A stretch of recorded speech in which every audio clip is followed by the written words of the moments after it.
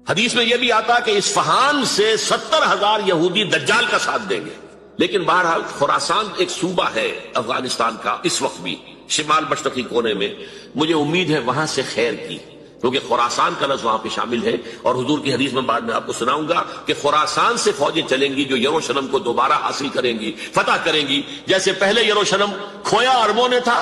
دوبارہ حاصل کیا تھا کرد نے، کرد خون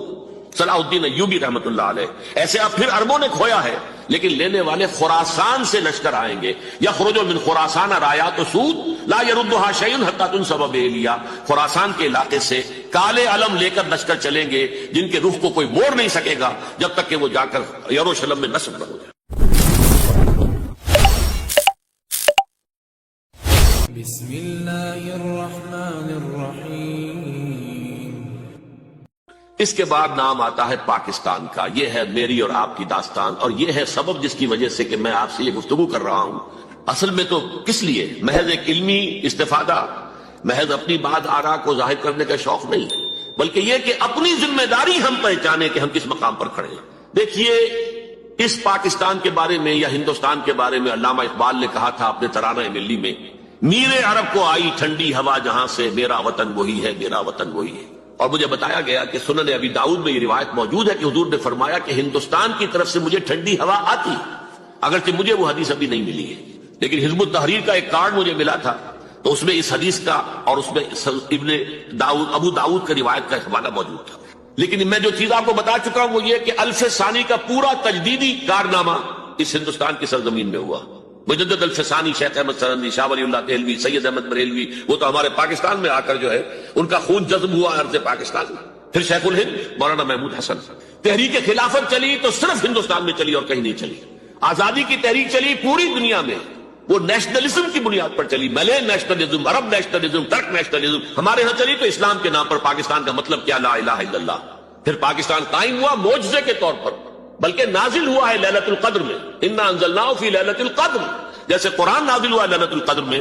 یہ پاکستان بھی نازل ہوا لیلۃ القدر میں۔ اس کا برقرار رہنا ابھی تک معجزہ ہے۔ ہندو یہ سمجھتا تھا، کانگریس سمجھتی تھی کہ جھٹپٹ ختم ہو جائے گا، پھر یہ کہ اس کا قرارداد مقاصد کا پاس ہو جانا، مزید بھی اور اضافی دفعات دستور میں آ جانا، اب کمرشل انٹرسٹ کو ربا قرار دے کر حرام قرار دینا، یہ سارے لینڈ مارکس ہیں کہ جو اشارہ کر رہے ہیں کسی چیز کی طرف، معاملہ کدھر جا رہا ہے۔ پھر یہ کہ یہ جو 14ویں صدی کے مجدد تھے شیخ الہند، اس کے بعد سے کچھ ایسی شخصیتیں عظیم پیدا ہوئی ہیں ہند میں، جن کو میں سمجھتا ہوں کہ 14ویں صدی کے مجدد اور 15ویں صدی کے مجدد کے درمیان، یہ 15ویں صدی کے مجدد کی راہ کو سیدھا کرنے والے، جیسے کہ حضرت یحییٰ نے کہا تھا میں تو آنے والے کا راستہ سیدھا کر رہا ہوں حضرت عیسیٰ کے لیے، ایسے ہی 15ویں صدی کے لیے امام مہدی کے لیے راستہ صاف کرنے والے سب سے پہلے علامہ اقبال، جنہوں نے اسلام کا تصور دین کی حیثیت سے دوبارہ زندہ کیا ہے، ورنہ اسلام ایک مذہب کی شکل اختیار کر چکا تھا۔ پھر مولانا مودودی، مولانا ابوالکلام آزاد حکومت الہیہ کے نعرے کے ساتھ میدان میں آئے۔ یہ اقبال نے جو تصور پیش کیا تھا اس پر عملی جد و جہد کے لیے حزب اللہ قائم ہوئی۔ نوٹ کر لیجیے 11 برس کا فرق ہے عمر کا علامہ اقبال کے اور ابوالکلام کے، اور 1913 میں جب حزب اللہ قائم کیا اس وقت علامہ اقبال کی ملی شاعری اپنے عروج کو پہنچ چکی تھی۔ پھر یہ کہ علامہ اقبال کے بعد تعبیر جو ہے اس کام کی وہ ابوالکلام نے کی، لیکن روایتی علماء کی شدید مخالفت کی وجہ سے وہ بددل ہو کر چھوڑ گئے، کانگریس میں شامل ہو گئے، بساط جو ہے حزب اللہ کی انہوں نے لپیٹ لی۔ پھر مولانا مودودی آئے، انہوں نے وہ ڈور جو ہے اس کا سرا تھاما، جماعت اسلامی قائم کی حکومت الہیہ ہی کے قیام کے لیے، اگرچہ میرے نزدیک یہ کہ وہ انتخابی اور ایک قومی سیاست کی ایک جماعت بن کر پاکستان میں جو ہے دلدل میں پھنس گئی ہے۔ اب ہم اس کی کوشش کر رہے ہیں، تنظیم اسلامی اور یہ تحریک خلافت جس کے تحت یہ جلسہ ہو رہا ہے، یہ ساری چیزیں وہ ہیں کہ آپ کو سوائے پاکستان کے اور کہیں نہیں ملیں گی پوری دنیا میں۔ معلوم ہوتا ہے کہ پاکستان کو بہت بڑا رول پلے کرنا ہے اس میں، اور اس کے ساتھ اب جمع کر لیجئے افغانستان کی عمارت افغانستان، اسلامی عمارت افغانستان قائم ہو چکی ہے۔ یہ پچھلے 20 سالوں میں جو کچھ وہاں ہوتا رہا ہے اس سے پہلے تصور نہیں ہو سکتا تھا۔ علامہ اقبال کے فرزند بھی دیکھ کر آئے ہیں، تو اگرچہ وہ خود میں سمجھتا ہوں کہ خاصے انہیں آپ لبرل کہیں، آزاد خیال کہیں، لیکن اس درجے متاثر ہو کر آئے تھے کہ انہوں نے یہ کہا افغانستان میں جو میں نے حالات دیکھے ہیں کہ اگر 2-4 اور مسلمان ملکوں کے اندر یہ نظام قائم ہو جائے تو پوری دنیا مسلمان ہو جائے گی۔ یہ سب کچھ کیسے ہو رہا ہے؟ یہ آنے والے دور کی جھلکیاں ہیں۔ Coming events are casting their shadows before.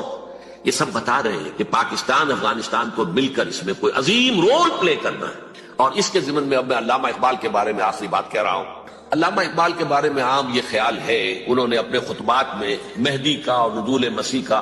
حالانکہ میں کل پڑھ رہا تھا مولانا سعید احمد اکبر آبادی رحمۃ اللہ علیہ کا ایک مقالہ ان کا، کہ علامہ اقبال نے ابن خلدون کے بارے میں یہ کہا ہے کہ مہدی کا اور نزول عیسیٰ کا دونوں کا انہوں نے انکار کیا ہے، حالانکہ ابن خلدون نے نزول عیسیٰ کا انکار نہیں کیا، صرف مہدی کا انکار کیا ہے۔ بہرحال علامہ اقبال نے خطبات میں انکار کیا ہے، لیکن یہ کہ اپنی شاعری کے اندر میں چیلنج کرتا ہوں کسی بڑے سے بڑے اقبال شناس کو، ان کا یہ شعر ذرا سنیے: خضر وقت از خلوت دشت حجاز آیت بروں، کارواں زی وادی دور و دراز آیت بروں۔ خضر وقت، امام وقت، رہنما وقت، قائد وقت، خلوت دشت حجاز، حجاز کی صحرا کی کسی خلوت گزینی سے نکل کر باہر آئیں گے۔ میں حیران ہوتا ہوں علامہ کے اس فکر پر اور اس مصرے پر۔ یہاں انہوں نے شیعہ اور سنی دونوں کے کانسیپٹ جمع کر دیے۔ شیعہ کا کانسیپٹ یہ چھپے ہوئے کسی غار میں وہاں سے برآمد ہوں گے، اور ہمارا کانسیپٹ میں ام سلمہ رضی اللہ تعالیٰ عنہ کی حدیث سنا چکا، چھپے ہوئے ہوں گے وہ وہاں پر، مدینے سے نکل کر آ کر مکے میں چھپ جائیں گے۔ اس خانہ جنگی کی حالت میں لوگ ان کی طرف دیکھ رہے ہوں گے، سوچتے ہوں گے انہیں میدان میں آنا چاہیے، کوئی پارٹ پلے کرنا چاہیے، امت کی رہنمائی کرنی چاہیے، لیکن وہ چھپیں گے، وہ کارے ہوں گے، وہ اس ذمہ داری کو قبول نہیں کرنا چاہیں گے، جا کے چھپ جائیں گے مکے میں، وہاں سے مکے والے انہیں نکالیں گے، اور وہ کارے ہوں گے، انہیں بالکل یہ پسند نہیں ہوگا کہ یہ ذمہ داری اٹھائیں۔ تو خضر وقت خلوت دشت حجاز آیت بروں، کارواں زی وادی دور و دراز آیت بروں۔ کارواں جو چلے گا ان کی مدد کے لیے اس وادی دور و دراز، اس عظیم وادی دور و دراز، یہ وادی سندھ ہے۔ وادی سندھ جو ہے ہم سمجھتے ہیں کہ صرف یہ پاکستان اور پنجاب جو ہے یہ اس میں شامل ہے، سندھ اور پنجاب نہیں، افغانستان کا پورا مشرقی علاقہ اس میں شامل ہے۔ جیسے دریائے جہلم سندھ میں جا رہا ہے، جیسے دریائے گلگت سندھ میں آ کر ملتا ہے، جیسے دریائے چناب اور راوی اور جہلم اور یہ سب جا رہے ہیں اور آ رہے ہیں، اسی طرح دریائے کابل کہاں سے آ رہا ہے، دریائے گومل کہاں سے آ رہا ہے، ٹوچی کہاں سے آ رہا ہے، یہ سارا جو ہے ڈرین جو ہو رہا ہے ایسٹرن جو ہے پارٹ آف افغانستان، یہ سب وادی ہے۔ اس وادی کے یہ دو حصے ہیں، ایک حصہ جو ہے یہ ادھر پاکستان میں ہے، اور اسی وادی کا دوسرا حصہ جو ہے وہ افغانستان میں ہے۔ کارواں زی وادی دور و دراز آیت بروں، کارواں چلے گا یہاں سے، یخرج ناس من المشرق یؤتون للمہدی یعنی سلطان ہی، مشرق سے فوجیں چلیں گی کہ جو مہدی کی حکومت قائم کریں گی، اور یخرج من خراسان رایات و سود، اور خراسان سے سیاہ پرچم چلیں گے کہ جن کا رخ کوئی بوڑ نہیں سکے گا، حتیٰ تنصب بیلیا، یہاں تک کہ وہ جا کر یروشلم کے اندر نصب ہو جائیں گے۔ حضرات، میں ایک میری گفتگو کا حصہ باقی تھا لیکن میں اسے چھوڑ رہا ہوں، اس لیے کہ گلوبلائزیشن جو اس کی ہوگی، جو خلافت علی منہاج النبوہ کی تجدید کامل حضرت مہدی کے ہاتھوں عرب میں ہوگی، اس سے پہلے اس کے لیے محنت، کوشش، جد و جہد پاکستان اور افغانستان میں ہو چکی ہوگی جو اسے سپورٹ کرے گی اور وہاں جا کر حکومت قائم کرے گی۔ اس کے بعد گلوبلائزیشن کا جو مرحلہ اس کا ہے وہ حضرت مہدی کے ہاتھوں نہیں ہے، وہ حضرت عیسیٰ ابن مریم ان کے نزول کے بعد ہے، جن کے نزول کے بعد دجال کا خاتمہ ہوگا اور یہودیوں کا استحصال ہوگا۔ مسلمانوں پر بھی بڑی تکالیف اربوں پر آئیں گی، شدائد آئیں گے، لیکن یہ وہ میں حصہ ملتوی رکھتا ہوں کسی دوسری محفل اور کسی دوسری مجلس اور نشست پر۔ اب میں آپ کو ذرا اس جو انسانوں میں سے انسان دشمنی کا جن کا سب سے بڑا رول ہے، میں ان کی 2000 سالہ تاریخ کا آپ کے سامنے نقشہ رکھنا چاہتا ہوں۔ ان 1400 سال کا تو میں نے صرف 4 آپ کو پوائنٹس بتائے۔ موسیٰ سے عیسیٰ تک 1400 برس علیہ الصلوۃ والسلام، 2 مرتبہ عروج، 2 مرتبہ زوال، اشیریوں کے ہاتھوں پٹوائی، بابلیوں کے ہاتھوں پٹانا، گریکس کے ہاتھوں مرمت، رومنس کے ہاتھوں مرمت۔ یہ جو 2000 سال ہے، کیونکہ اب تو ظاہر بات ہے 21ویں صدی شروع ہو گئی، 20 صدیاں حضرت مسیح کو پوری ہو گئی۔ پہلی بات نوٹ کیجئے، حضرت مسیح کی پیدائش ہے سن 1 قبل مسیح۔ یہ نقطہ آپ نے کبھی سنا ہے یا نہیں؟ جب ملینیم کا سلسلہ شروع ہوا تھا پچھلے سال تو میں نے بیان کر دیا تھا کہ ایک عجیب حساب کے اندر انہوں نے غلطی کی ہوئی ہے۔ حضرت مسیح کی پیدائش ہوئی 25 دسمبر کو، سن انہوں نے شروع کر دیا، اس کے بعد جنوری آئی تو پہلا سال شروع ہو گیا۔ اگر جنوری سے پہلا سال شروع ہوا تو یہ 6 دن جو ہے تو اس کے پچھلے سال میں تھے، لہذا کہا جائے گا کہ Jesus Christ was born 1 year before Christ BC، تو 1 قبل مسیح میں حضرت مسیح کی پیدائش ہوئی۔ یہ آخری اسرائیلی نبی اور رسول۔ یہودی علماء کی مخالفت، دشمنی، سولی پر چڑھوا دینا میں بیان کر چکا ہوں۔ سن 33 عیسوی میں جبکہ حضرت مسیح کی عمر 33 برس تھی، اللہ تعالیٰ نے انہیں زندہ آسمان پر اٹھا لیا، لیکن یہودیوں نے اپنے خیال کے مطابق انہیں سولی پر چڑھوا دیا، ان کی موت واقع ہوئی۔ اگرچہ اس کے بعد یہ اختلاف ہے ان میں، یہودی کہتے ہیں وہ سولی پر چڑھ گیا، ختم ہوا، مر گیا،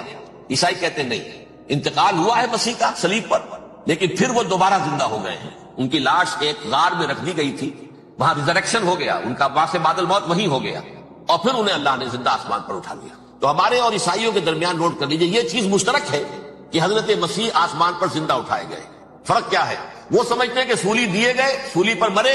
پھر زندہ ہوئے، پھر گئے۔ ہم سمجھتے ہیں کہ نہیں، وما صلبوہ وما قتلوہ، انہوں نے نہ صلیب دے سکے انہیں اور نہ انہیں قتل کر سکے، بل رفع اللہ الیہ، اللہ نے اٹھا لیا۔ پھر ہمارا اور یہ اس کا عیسائیوں کا ایک اور اتفاق ہے، سیکنڈ کمنگ آف جیسس، حضرت مسیح دوبارہ آئیں گے، یہ عیسائیوں کا بھی عقیدہ ہے اور ہمارا بھی۔ بہرحال تو جیسا کہ میں نے عرض کیا کہ اس وقت یہ عذاب استیصال، عذاب اکبر کے مستحق ہو چکے تھے، لیکن اللہ نے ان کی مدت دراز کی ہے، لیکن ان پر دنیاوی عذاب کا ایک کوڑا جو ہے اللہ تعالیٰ کی طرف سے اسی وقت برسا۔ دنیاوی عذاب دنیا میں رہتے ہوئے ختم نہیں کیا گیا۔ 37 برس بعد حضرت مسیح کے رفع سماوی کے 37 برس بعد سن 70 میں یہودیوں نے بغاوت کی رومیوں کے خلاف، رومی ٹائٹس جنرل تھا ایک، اس نے پھر جو حملہ کیا ہے، 1,33,000 یہودی ایک دن میں قتل کیا یروشلم، اور ہیکل سلیمانی گرا دیا۔ وہ ہیکل پہلے بھی گرا تھا، پہلے 1400 سال کے دوران میں بھی نبوکدنضر نے گرایا تھا، لیکن پھر اس کے 150 سال بعد انہوں نے دوبارہ بنا لیا تھا، اس لیے وہ اسے سیکنڈ ٹیمپل کہتے ہیں۔ پہلا ٹیمپل جو حضرت سلیمان نے بنایا تھا، نبوکدنضر نے گرا دیا 587 قبل مسیح میں، پھر دوبارہ انہوں نے 150 سال کے بعد بنا لیا۔ وہ اس تاریخ کا حصہ ہے، میں نے جس کے بارے میں آپ کو تفصیل نہیں بتائی۔ اس میں یہ ہوا سن 70 میں وہ گرا دیا گیا، وہ آج تک گرا پڑا ہوا ہے۔ نمبر 2 یہ کہہ دیا گیا کہ یہودیوں اس ارض فلسطین سے نکل جاؤ، تم یہاں نہیں رہ سکتے۔ لہذا جس کا جہاں سینگ سمایا چلا گیا، یورپ میں چلے گئے، ایشیا میں آ گئے، عرب میں آ گئے، یہ 3 قبیلے جو رات بھی میں نے عرض کیا تھا، بنو قینقاع، بنو نذیر اور بنو قریظہ، یہ وہاں سے آ کے مدینے میں آباد ہو گئے، جس کا جہاں سینگ سمایا، افریقہ میں، ہندوستان میں، جہاں چلے گئے۔ ڈایاسپورا اسے کہتے ہیں، وہ آپ نوٹ کر لیجیے اس لفظ، ڈایاسپورا، ہمارا دور انتشار، جبکہ ہمیں ہماری اصل سرزمین تو فلسطین ہے، حضرت ابراہیم کا مسکن، حضرت اسحاق، حضرت یعقوب کا مسکن فلسطین، یہ ہے ہماری اصل جاگیر، یہ تو ہماری جدی پشتی جاگیر ہے، لیکن یہاں سے نکال دیے گئے سن 70 عیسوی میں، اور وہاں سے لے کے 1917 تک ان کا ڈایاسپورا جاری رہا۔ یہ دور انتشار ہے۔ اس دور انتشار کے چند حصے ہیں جس کو میں چاہتا ہوں کہ آپ علیحدہ علیحدہ سمجھ لیں۔ دور انتشار کا جو پہلا جو ہے تقریباً 300 برس رومی حکمران تھے، وہ یہودیوں کے بھی دشمن تھے اور عیسائیوں کے بھی دشمن تھے، عیسائی اور یہودی ایک دوسرے کے بھی دشمن تھے، لیکن رومی سمجھتے تھے کہ یہ ایک ہی تھیلی کے چٹے بٹے ہیں۔ رومیوں کے نزدیک عیسائی بھی یہودیوں ہی کا ایک فرقہ تھے، کوئی علیحدہ مذہب تو تھا ہی نہیں، لہذا رومی جو ہیں رومنز، وہ ان دونوں کو ستاتے تھے، مارتے تھے، اور یہ آپس میں لڑتے تھے، یہودی عیسائیوں کو مارتے تھے، عیسائی یہودیوں کو مارتے تھے۔ یہ ہے 300 برس تک کی تاریخ۔ سن 300 عیسوی میں کیا ہوا، ایک معجزہ ہو گیا۔ بہت عظیم ایمپرر کانسٹینٹائن، قسطنطین اعظم، رومن ایمپررز میں سے بہت بڑا ایمپرر، وہ عیسائی ہو گئے۔ اب تو معاملہ بالکل تلپٹ ہو گیا، پوری سلطنت عیسائی ہو گئی۔ اب عیسائیوں کے عیش ہو گئے اور یہودیوں پہ مار پڑنی شروع ہوئی۔ اب عیسائیوں کا آپ خود سوچئے کہ جنہیں وہ خدا بنا بیٹھے ہیں، خدا کا بیٹا قرار دے رہے ہیں، ان کے قاتل کون؟ یہودی، بدماش۔ لہذا ان کی وہ پٹائی شروع ہوئی ہے یورپ میں، پوری رومن امپائر میں، انہیں ذلیل کیا گیا، شہروں میں آمد بند، علیحدہ رہو، گھیٹوز کے اندر رہو۔ یہودی کا نام جو ہے وہ گالی بن گیا، جیسے آج بھی یہودی گالی کہتے ہیں، جیسے خنزیر کا لفظ، آخر وہ بھی اللہ کی مخلوق ہے، لیکن آپ کو معلوم ہے کوئی شخص زبان پہ نام نہیں لانا چاہتا خنزیر کا، سور کا، ہے تو مخلوق، وہ بھی ایک حیوان ہے، ایسے ہی ہے یہودی گالی، جیو گالی۔ لہذا ایک طرف تو ان دونوں کے درمیان دشمنی، جس کو قرآن کہتا ہے وَأَغْرَيْنَا بَيْنَهُمُ الْعَدَاوَةَ وَالْبَغْضَاءَ، ہم نے ان کے مابین دشمنی جو ہے پیدا کر دی۔ اور جب یہ پوری سلطنت عیسائی ہو گئی تو قافیہ تنگ ہو گیا یہودیوں کا۔ اب آئیے 571 عیسوی، یعنی جبکہ ڈایاسپورا کو کتنا عرصہ ہو چکا تھا؟ 500 برس۔ سن 70 سے شروع ہوا ڈایاسپورا، جب ٹائٹس نے گرایا ہے ہیکل کو اور نکال باہر کیا انہیں فلسطین سے، بھاگ جاؤ، یہاں ایک یہودی بھی نہیں رہے گا، فلسطین سے نکال دیے۔ اس کے پورے 500 برس بعد سن 571 عیسوی میں حضور کی پیدائش ہوئی، ولادت باسعادت محمد رسول اللہ صلی اللہ علیہ وسلم۔ 610 میں آپ پر وحی کا آغاز ہوا، لیکن حضور کے ساتھ ان کا معاملہ کیا رہا؟ اول تو جبکہ حضور ابھی مکے ہی میں تھے، یہودیوں نے ریشہ دوانیاں شروع کر دی حضور کے خلاف۔ قریش مکہ کو سکھاتے تھے، پڑھاتے تھے، ان سے یہ پوچھو، ان سے یہ پوچھو، انہیں اس طرح تنگ کرو، ان سے یہ امتحان لو۔ یہ آپ کے علم میں سورہ بنی اسرائیل میں، سورہ کہف میں وہ سوالات، جو امتحانی سوالات آئے تھے، ذوالقرنین کون تھا، اصحاب کہف کون تھے، تم رسول بنے پھرتے ہو تو بتاؤ، اور یہ روح کی حقیقت کیا بتاؤ۔ یہ ساری ریشہ دوانیاں کر رہے تھے بیٹھے ہوئے، ابھی وہیں پر حضور ابھی پہنچے بھی نہیں۔ ہجرت فرما کر حضور تشریف لے آئے تو حضور نے جسے ماسٹر سٹروک کہا جائے گا، یعنی اسٹیٹس مین شپ کا ماسٹر سٹروک، آپ نے مدینے میں آتے یہودیوں کے ساتھ پیکٹ کر دیا، جوائنٹ ڈیفنس پیکٹ آف مدینہ، کہ اگر مکے والے ہم پر حملہ کریں گے تو ہم مل جل کر ایک قوم کی حیثیت سے مقابلہ کریں گے۔ یہ میثاق مدینہ کہلاتا ہے، جس کے بہت غلط معنی پہنائے جا رہے ہیں آج کل۔ بہرحال میں موضوع میرا چونکہ یہ نہیں، میں ادھر نہیں جاؤں گا، لیکن ہوا کیا، ہر مرتبہ یہ خیانت کے مرتکب ہوئے، ان نے جو عہد کیے تھے ان سے پھرے، اندر ہی اندر سازش، ریشہ دوانی، حضور کی بدترین دشمنی۔ سورہ نساء کی آیت نمبر 12 میں 14 میں 13 میں فرمایا ہے لا تزال تطلع علی خائنۃ منہم، اے نبی ہمیشہ آپ کے علم میں ان کی طرف سے خیانتیں، بدیانتیاں آتی رہیں گی، اور بار بار وہ مسلسل جنگ کی آگ بھڑکاتے تھے، قریش کو دعوت دیتے آؤ آؤ آؤ ہم اندر سے بغاوت کر دیں گے، تم آؤ تو صحیح، ختم کریں محمد کو اور اہل ایمان کو صلی اللہ علیہ وسلم ورضی اللہ تعالی عنہم اجمعین۔ لیکن پھر جب وہ آتے تھے تو یہ دبک جاتے تھے، ان میں ہمت نہیں تھی، میدان کے مرد نہیں رہے تھے۔ یہ سورہ حشر میں ان کا نقشہ کھینچا گیا ہے، کھلے میدان میں مقابلے کی اس کے اندر صلاحیت ہی نہیں ہے، یہ تو فصیلوں کے پیچھے سے، جیسے عورتیں کہیں دیہات میں لڑائی ہوتی ہے تو مرد جو ہے گلیوں میں لڑتے ہیں، عورتیں اوپر سے پتھر پھینکتی ہیں، بس وہ کام یہ کر سکتے تھے، من ورائے جدر، فصیلوں کے پیچھے سے، جنگ میں میدان میں نہیں آ سکتے۔ بہرحال قرآن مجید میں ہے یہ، سورہ مائدہ کی آیت نمبر 64، کلما اوقدوا نارا للحرب اطفاها اللہ، اکثر و بیشتر مواقع پر تو یہ جب آگ بھڑکاتے تھے جنگ کی، اللہ اسے بجھا دیتا تھا۔ لیکن بہرحال اس کے باوجود جنگیں ہوئی، غزوہ بدر، غزوہ احد ہوئی کہ نہیں، یہ ساری اس اصل شرارت میں، اور اس کے نتیجے میں حضور نے پھر ایک ایک کر کے 3 قبیلوں کو سزا دی۔ غزوہ بدر کے فوراً بعد بنو قینقاع نکالے گئے، غزوہ احد کے فوراً بعد بنو نذیر نکالے گئے، اور غزوہ احزاب کے بعد بنو قریظہ نکال دیے گئے۔ یہ تو میں نے آپ کے سامنے رکھ دیا صرف حضور کے زمانے میں ان کا کیا رویہ رہا، دشمن۔ رات بھی ہم نے وہ آیت پڑھی تھی، لَتَجِدَنَّ أَشَدَّ النَّاسِ عَدَاوَةً لِلَّذِينَ آمَنُوا الْيَهُودُ وَالَّذِينَ أَشْرَكُوا، اہل ایمان کی دشمنی میں شدید ترین تم پاؤ گے یہودیوں کو اور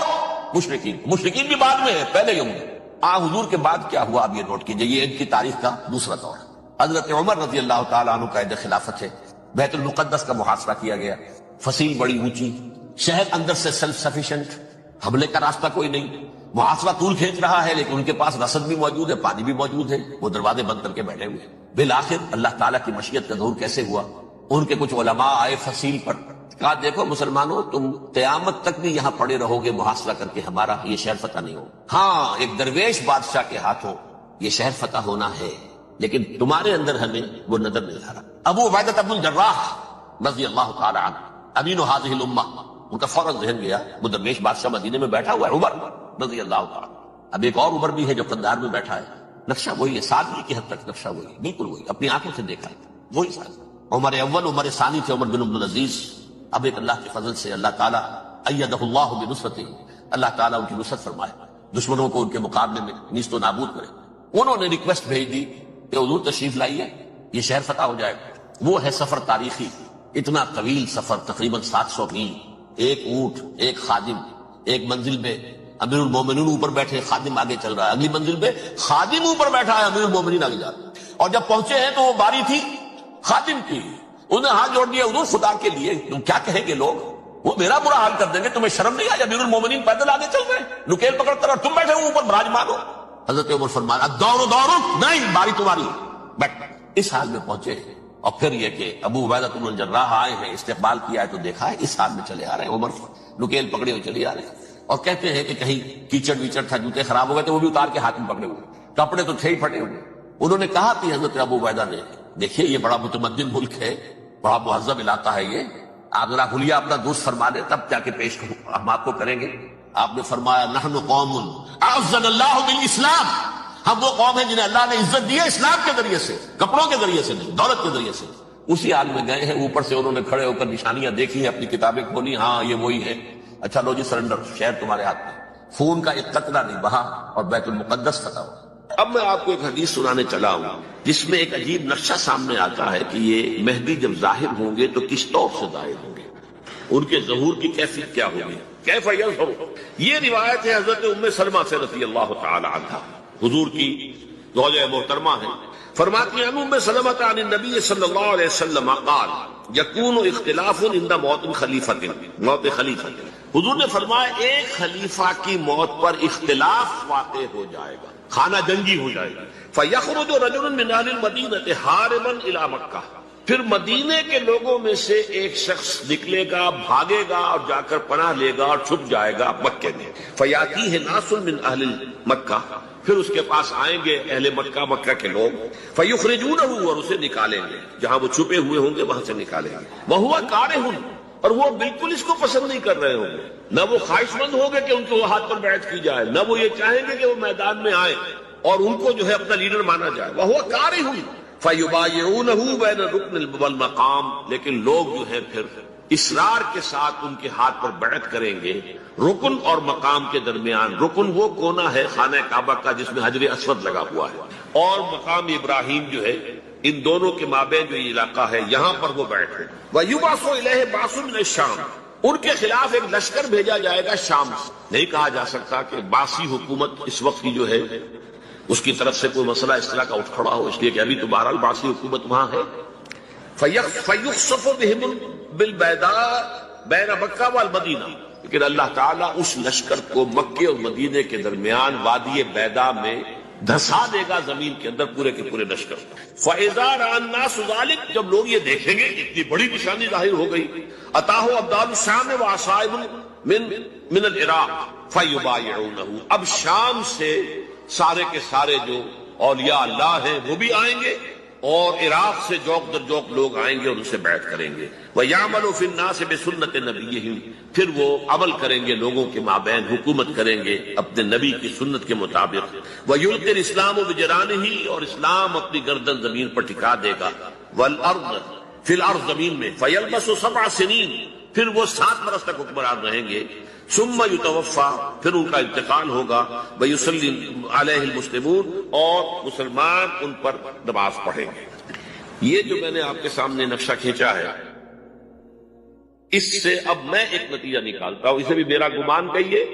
اختلاف بھی کر سکتے ہیں آپ، اگر اس کو وزنی سمجھے قبول بھی کر سکتے ہیں. وہ یہ ہے کہ میرے نزدیک ان کے ظہور کا وقت قریب، اور اس کی تھوڑی سی بات میں مجھے معلوم ہوا کہ جین ڈکسن غالباً نام ہے امریکن اس کا، جس نے یہ پیشن کوئی خبر دی تھی کہ 1962 میں عالم عرب میں ایک بچہ پیدا ہوا ہے کہ جو وہاں کا نقشہ بدل کر رکھ دے. یہ جین ڈکسن کی غالباً پیشن گوئی ہے. بہرحال مجھے اس کی پیشن گوئی سے کوئی دلچسپی نہیں ہے. میں تو جو احوال دیکھ رہا ہوں، یعنی اسرائیل کا قائم ہو جانا،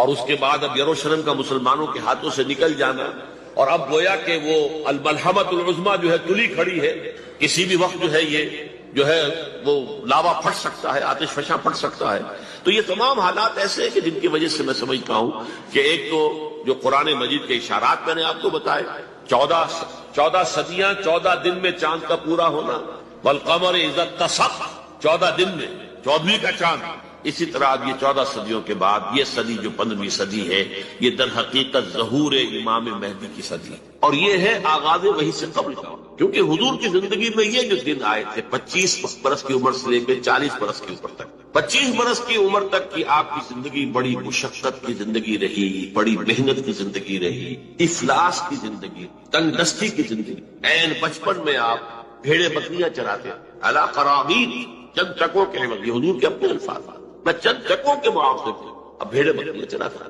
پھر آپ ذرا بڑے ہوئے، اس لیے کہ ابو طالب جو ہے وہ بہت ہی مفلس انسان تھے. سرپرستی تو وہ کر رہے تھے، لیکن واقعہ یہ ہے کہ پرورش کی ہے محمد رسول اللہ نے خاندان ابو طالب، اپنی مزدوری سے، اپنی محنت سے، اپنی مشقت سے. پھر آپ نے تجارت کرنی شروع کی ملازمت کی شکل میں. تو یہ 6 دن تھے. وَوَجَدَكَ عَائِلًا فَأَغْنَىٰ، پایا اللہ نے آپ کو کیا تنگ دست ہیں، تو اللہ نے غنی کر دیا. غنی کس طور سے کیا؟ حضرت خدیجہ سے شادی ہوئی 25 برس کی عمر میں، جو عرب کی متمول ترین خاتون، ان کی اپنی فرمائش پر انتہائی محبت کرنے والی. تو واقعہ میں آپ کو سنا رہا تھا کہ اس زمانے میں یہ 25 برس سے لے کر اور 40 برس کی عمر شریف کے مابین کبھی یہ واقعہ پیش آیا کہ حضور ایک دفعہ کہیں نکل گئے مکے سے باہر. مختلف وادیاں ہیں، پہاڑ ہیں، پہاڑوں کے مابین وادیاں. ایک وادی میں آپ نے دیکھا وہ قبیلہ آ کر پڑاؤ ڈالے ہوئے، انتہائی مفلوق الحال، بھوک کی وجہ سے جسم سوکھ کر کانٹے ہوئے ہوئے، تن پر کپڑے نہیں. حالت دیکھ کر آپ آئے انتہائی ملول اور غمگین ہو کر، گھر میں آ کر چادر لے کر لیٹ گئے. اب پوچھا حضرت خدیجہ نے کیا بات ہے، کیا بات؟ آپ نے فرمایا میں گیا تھا باہر، فلاں وادی میں دیکھا، فلاں گھاٹی قبیلہ ہے، پڑاؤ ڈالے ہوئے ہیں، اور یہ حال. حضرت خدیجہ اور فرمانے لگے کہ میرے پاس دولت نہیں ہے کہ میں ان کے لیے مدد کر سکوں. سرمایہ تو حضرت خدیجہ کرتا. آپ کی اپنی ذاتی دولت نہیں۔ اس پر حضرت خدیجہ نے فرمایا اچھا آپ جائیے اور بڑے بڑے قریش کے چند سرداروں کے نام دیے کہ ان کو بلا لیں۔ حضور گئے، وہ سب آ گئے۔ اتنی دیر میں اتنا بڑا ڈھیر اشرفیوں کا حضرت خدیجہ نے لگا دیا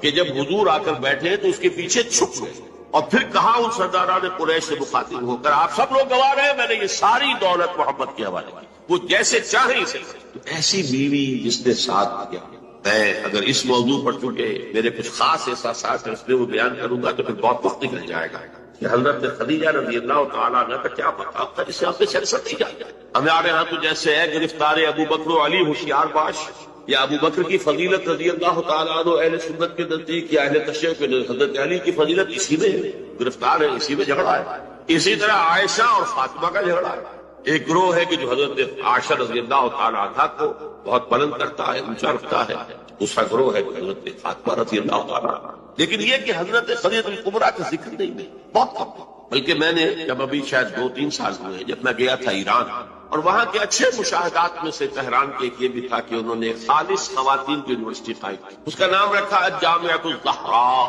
حضرت فاطمہ رضی اللہ تعالی عنہا کے نام پر انہوں نے یونیورسٹی قائم کی۔ تو جب ایک ملاقات میں ان کا وہ ٹاپ کا سٹاف وغیرہ جمع تھا یونیورسٹی کا، میں نے کہا کاش آپ نے اس کا نام جامعۃ الخدیجہ الکبریٰ رکھا ہو چونکہ میں نے کہا دیکھیے یہ سنیوں اور شیعوں کے مابین مدرسۃ العائشہ للبنات، یعنی جو بھی کوئی رکھے گا یہاں پہ مدرسہ بنائے گا سنیوں میں سے خاص طور پر اہل حدیث جنہیں عرف عام میں وہابی کہتے ہیں، وہ حضرت عائشہ کے نام پر مدرسہ بنائے، بچیوں کے لیے مدرسہ حضرت عائشہ کے، شیعہ ہوں گے تو حضرت فاطمہ زہرا کے نام، لیکن حضرت فاطمہ کی والدہ حضرت خدیجہ جو صدیقۃ الکبریٰ ہے ان کے نام کے ساتھ کبریٰ اس لیے جمع ہوا، صدیق اکبر الصدیق الاکبر ہے حضرت ابو بکر رضی اللہ تعالیٰ عنہ، الصدیقۃ الکبریٰ جیسے حضرت مریم کے بارے میں آتا ہے قرآن میں کانا امہ صدیقہ، اس امت کی الصدیقۃ الکبریٰ حضرت خدیجہ رضی اللہ تعالیٰ عنہ۔ اور ایک بات راز کی ہے جو میں کہہ رہا ہوں، عام طور پر عام خطابات میں یہ باتیں نہیں کی، مجھے تو محسوس ایسا ہوتا ہے کہ اللہ تعالیٰ نے حضرت خدیجہ کے ساتھ میں حضور کو صرف بیوی کی وفاداری اور وفا شعاری اور محبت نہیں دی، والدہ کی شفقت۔ حضور محروم ہوئے بہت تنگی عمر میں، والد کو تو دیکھا ہی نہیں، والدہ کی شفقت سے بھی بہت ڈرتا۔ عمر کا فرق اتنا تھا 25 اور 40 نہ کیجیے، اور آپ کو معلوم ہے میری نانی میرے بڑے ماموں سے 13 برس پڑے، 13 برس میں ان کی ولادت ہو گئی تھی، اور عرب کا معاملہ تو اور گرم ماحول کا تھا، تو کیا 15 برس کی عمر میں حضرت خدیجہ کی اولاد نہیں ہو سکتی تھی؟ اگر وہ ہوتی تو کیا وہ حضرت عمر حضور کی ہم عمر نہ ہوتی؟ اس حوالے سے چنانچہ ایک واقعہ میں آپ کو اور سنا دوں۔ ایک مرتبہ حضور صلی اللہ علیہ وسلم اسی طرح جو بھی نیا تجربہ تھا عالم ملکیت اور عالم بشریت کے درمیان اتصال کا، اور جس کی وجہ سے ایک خوف کی سی کیفیت، ایک تشویش کا سا انداز، تو حضرت خدیجہ نے ایک مرتبہ یہ کہا کہ اچھا اب جب وہ آئے وہ فرشتہ ہے یا کیا ہے، وہ بدرو ہے یا کوئی واقعی فرشتہ ہے، جب بھی وہ آپ کو نظر آئے تو مجھے بتائیے۔ حضرت جبرائیل آئے، حضور نے فرمایا وہ آگے، اب ذرا نوٹ کیجیے۔ حضرت خدیجہ نے اپنے بال کھول دیے، اپنی آغوش میں حضور کو لے اور پوچھا کہ کیا اب بھی نظر آ رہا ہے؟ فرمایا نہیں، فرمایا یقیناً یہ فرشتہ ہے، کوئی بدرو نہیں ہے، فرشتہ ہے جس نے حیا کی ہے، اگر کوئی بدرو ہوتی تو وہ غائب نہ ہوتا۔ اب آپ اندازہ کیجیے عظمت فکر، سوچ کا، آپ کے فکر کا، شعور کی بلندی کا۔ بہرحال سن 10 نبوی کا تذکرہ کر رہا تھا، حضرت خدیجہ کا انتقال، ابو طالب کا انتقال، جو ایک پروٹیکشن، ٹرائبل زندگی میں پروٹیکشن، جیسے کہ آج ہی میں پڑھ رہا تھا کہ جو بھی پہلا ایک معاہدہ اوس و خزرج کے درمیان جو مسلمانوں نے یثرب کا اور پھر مہاجرین کو ساتھ شامل کر کے حضور نے کروایا تھا، اس میں یہ شرط بھی تھی کہ اگر کوئی ایک مسلمان بھی کسی کو پناہ دے دے گا تو وہ سب کی طرف سے شمار۔ یہی معاملہ قبائل میں ہوتا تھا، قبیلے کا ایک فرد اگر کسی کو شخص کو پناہ دے دیتا ہے تو وہ پورے قبیلے کی جگہ۔ اس حوالے سے خاندان بنو ہاشم کی سرداری تھی ابو طالب کی، اور وہ پروٹیکشن دے رہے تھے محمد عربی صلی اللہ علیہ وسلم، اگرچہ ایمان نہیں لائے لیکن وہ ایک طبی محبت تھی، اور اس طبی محبت کی بنیاد پر انہوں نے خاندان بنو ہاشم کا سایہ کیا ہوا تھا حضور پر صلی اللہ علیہ وسلم۔ اب ظاہر بات ہے کہ اگر بقیہ دوسرے قبیلے جو تھے اس کے سردار وہ اگر کوئی اقدام کرتے حضور کے خلاف تو یہ گویا کہ بنو ہاشم کے خلاف اعلان جنگ ہو جاتا اور ان فائٹنگ شروع ہو جاتی، خانہ جنگی، سول وار مکے میں شروع ہو جاتی۔ یہ وجہ ہے کہ 10 برس تک اس اقدام کی ضرورت انہیں نہیں تھی۔ سفارتیں لاتے رہے، ابو طالب کے پاس سفارتیں آئیں، کبھی لالچ پیش کیا، آپ ان سے کہیے اگر انہیں دولت چاہیے تو ضرور سیم و زر کے ہم انبار لگا دیتے تک، انہیں کوئی سیادت چاہیے تو ہم انہیں اپنا بادشاہ ماننے کو تیار ہے، اگرچہ ہمارا کوئی مزاج نہیں ہے کسی بادشاہ کو ماننے کا، ان کو ماننے کا۔ اور اگر کہیں شادی کرنا چاہیں تو اشارہ کرتے ہیں قریش کے جس بڑے سے بڑے گھرانے میں کہیں گے آپ ان کی شادی کریں۔ یہ بھی تھی آفر جو حضور نے فرمایا تھا کہ چچا جان چاہے یہ میرے داہنے ہاتھ پر سورج اور بائیں پر چاند رکھتے تب بھی میں اپنے اس دعوت سے باز نہیں۔ ان کا مطالبہ یہ تھا کہ یہ دعوت سب ہمارے معبودوں کو برا نہ کرے، جس کے ضمن میں پھر آخری جبکہ ابو طالب بستر مرگ پر تھے اس وقت جو آخری سفارت آئی ہے، اور انہوں نے آخری چیلنج کیا کہ ابو طالب اب بھی اگر تم باز نہیں آتے تو پھر ٹھیک ہے، ہمارا الٹیمیٹم ہے، آؤ میدان میں مقابلہ یا روک لو اپنے بھتیجے۔ اس پر جب ابو طالب نے بلایا ہے اور حضور سے کہا ہے کہ بھتیجے مجھ پر اتنا بوجھ نہ ڈالو جو میں برداشت نہ کر سکتا، ظاہر بات ہے اکیلا خاندان بنی ہاشم پورے قبیلہ قریش کا مقابلہ، پھر خود جو ہے